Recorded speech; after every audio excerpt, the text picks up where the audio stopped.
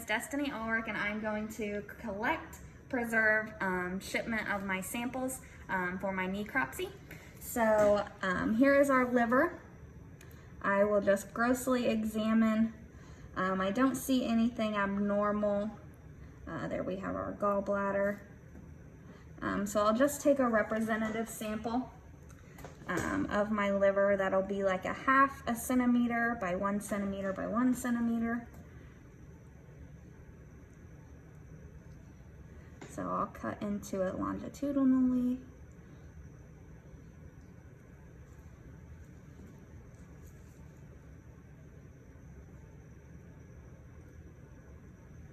So I can take my sample, and I do have my jars pre-filled out. I did that before the video. So we have our date of collection, the name of our patient. We don't have a case number for this. The client's last name, and then also our site of collection. So this will be our liver jar. So I can place that in my formalin. So there we have that sample. I'll go to my right kidney, as that's my next one that I have. So we'll move the intestines. So here I have my right kidney. Gross examination of it. It looks pretty normal. Our doctor didn't know anything for our kidneys. So again, I'll just take a representative sample, a 1/2 centimeter of a longitudinal wedge. It's kind of hard to grab onto.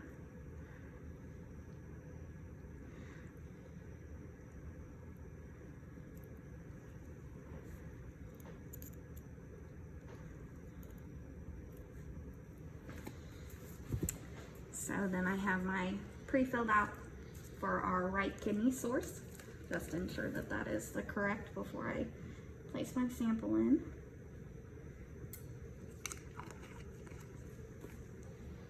Tighten the lid.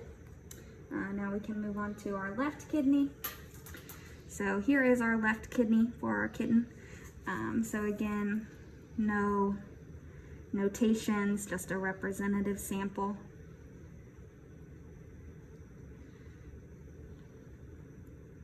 Of a 1/2 centimeter approximately.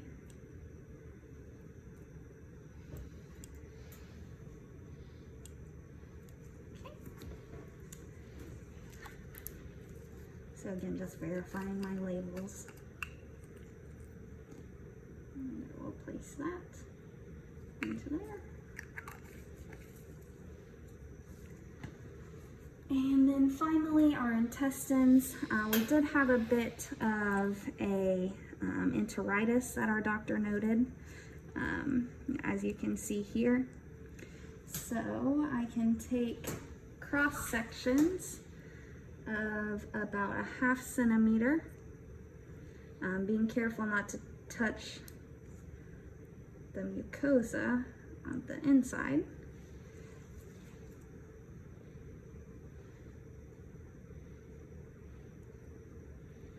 We do have some feedstuffs, so I will go ahead and rinse that with a little bit of water just to remove the ingesta.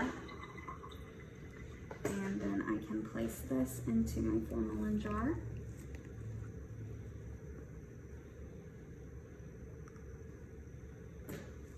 And then I can take a section of normal tissue.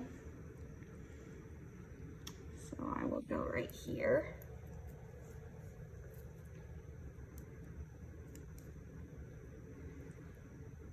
Again, about a 1/2 centimeter to a centimeter cross section. Rinse it.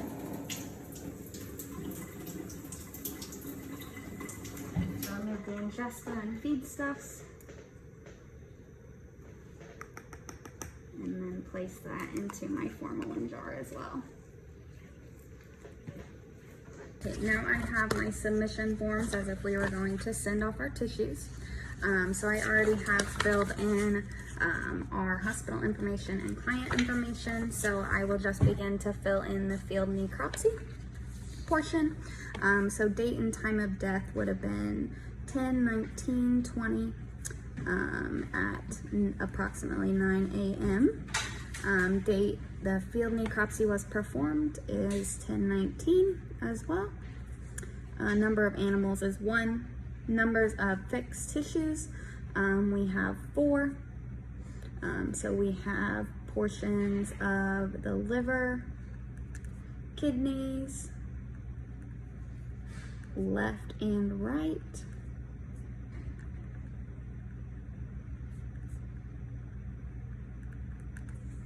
And then we also have intestines. Indicate date and time fixative was 10/19/20, approximately 5 p.m. in formalin.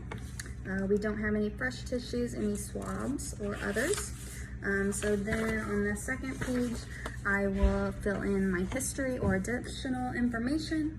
So I have kitten is bottle fed since 5 days old.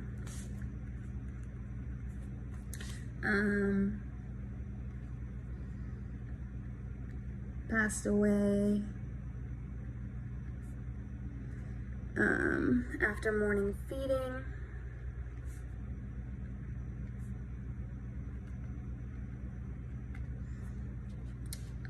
Clinical signs of sneezing, coughing, vomit, and diarrhea. 2 days prior to deceased. That will probably be all of the history that is needed at this point, since these are representative samples, but I can go ahead and I will place my submission form into a separate bag in case there is any leakage. That way the submission form is not destroyed. I will go ahead and put my liver and let's see here, my intestines into a package with bubble wrap. That way there's minimal jostling during shipment. And then I can also put my kidney samples together into my bag. So I have my kidney samples, and I can put them into my bag, or to my box, excuse me. And I will go ahead and just place another little piece of bubble wrap in there just to minimize movement, and then place my submission form on top. And put my box so we don't hear any rustling around when we move it. Then I would tape it up, and then I could put my shipping label on top of here.